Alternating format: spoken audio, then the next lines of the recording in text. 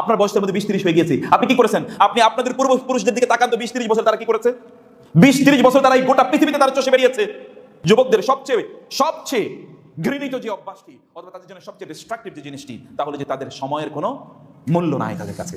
গল্পে, আড্ডায় অথবা সোশ্যাল মিডিয়াতে ইত্যকার জিনিসে তার ঘন্টার পর ঘন্টা তার চলে যায়, সে কখনো বোঝে না। যুবকরা, যদি আপনাদের সময়গুলোকে যদি আপনারা বাঁচাতে চান, তাহলে যতক্ষণ সময় আপনারা সোশ্যাল মিডিয়াতে কাটাবেন, ততক্ষণ সময় আপনারা ঠিক ততটুকু সময় আল্লাহর জন্য কাটিয়ে দেখুন। আপনি 1 ঘন্টা তো মোবাইল নিয়ে ব্যস্ত ছিলেন, 1 ঘন্টা কোরআন তেলাওয়াত করুন, 1 ঘন্টা সালাত আদায় করুন, 1 ঘন্টা দিনে জ্ঞান অর্জন করুন। এই কাজগুলো আপনারা করুন। যুবকদের প্রবলেমগুলোর মধ্যে আরেকটি প্রবলেম হলো যে যুবকরা আজকে একটা জ্ঞানহীন জাতি। বিশেষ করে ইসলামিক জ্ঞান তাদের নাই। আপনি দেখবেন কেবলমাত্র দুনিয়ার জ্ঞান নিয়ে তারা প্রচন্ড ব্যস্ত, দুনিয়ার জ্ঞানে তারা প্রচন্ড জ্ঞানী। তারা হচ্ছে দুনিয়ার পণ্ডিত, কিন্তু আখিরাতের ব্যাপারে তাদের কোনো ধারণাই নেই, আখিরাত সম্পর্কে তারা জানেই না, দ্বীনের ব্যাপারে তাদের জানা নাই। আপনারা শুধুমাত্র বেড়াইদের কয়েকজন যুবক নিয়ে বাংলাদেশকে চিন্তা করলে হবে না, বাংলাদেশকে চিন্তা করতে হবে এর বাইরে এখানকার কয়েকজনের বাইরে, যে তাদের জ্ঞানের লেভেল, দিন সম্পর্কে তাদের জ্ঞানের লেভেল কোথায়, কোন জায়গায় আছে। তারা এতটা খারাপ অবস্থায় আছে দিন সম্পর্কে, দিনের মৌলিক বিষয়গুলো তারা জানে না। এই বিষয়গুলো সম্পর্কে তাদের মৌলিক কোনো ধারণা নাই, এগুলো সম্পর্কে তাদের কোনো পড়াশোনা নাই। অতএব যুবকদেরকে দিনের জ্ঞান অর্জন করা দরকার। মনে রাখা দরকার, মুসলিম যুবকরা যতদিন পর্যন্ত তার আলোকিত মানুষে পরিণত হতে পারবে না, ততদিন এই সমাজকে আপনি উদ্ধার করতে পারবেন না। রাসূল সাল্লাল্লাহু আলাইহি ওয়াসাল্লাম বলেছেন, কিয়ামতের আলামতের মধ্যে একটি আলামত হলো ওয়াজহারাল জাহলু, যে জাহালাত চারিদিকে ছড়িয়ে পড়বে। এবং রাসূল বললেন, এমন একটি সময় আসবে যে লোকেরা তারা রুউসান জুহালা, জাহেলদেরকে তারা নেতা হিসেবে গ্রহণ করবে।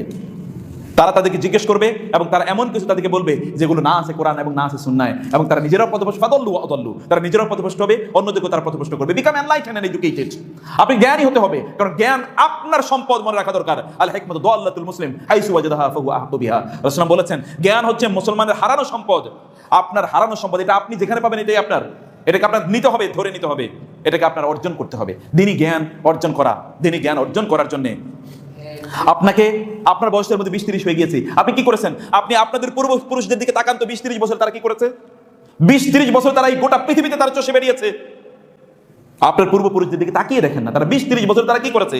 আব্দুল্লাহ ইবনে ওমর, আব্দুল্লাহ ইবনে আমর ইবনে আস অথবা আব্দুল্লাহ ইবনে আব্বাস, তাদের দিকে তাকান, তারা এই বয়সে তারা কি করেছে, তাদের অবস্থাটা কি, তারা দিনকে কিভাবে গোটা পৃথিবীর, অথবা আপনাদের যদি সবচেয়ে বড় আপনাদের পূর্বপুরুষদের দিকে তাকান, সেটা যদি আপনি আহমদ ইবনে হাম্বল, ইমাম মালিক রাহিমাহুল্লাহ, অথবা আপনি ইমাম বুখারী, মুসলিম, তাদের দিকে তাকিয়ে দেখেন তারা এই বয়সে কি করেছে।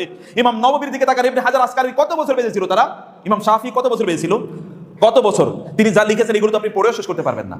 তারা তাহলে পড়াশোনা তারা কবে করেছে, সংসার তারা কবে চালিয়েছে, এবং অন্যান্য কাজগুলো তারা কিভাবে করেছে।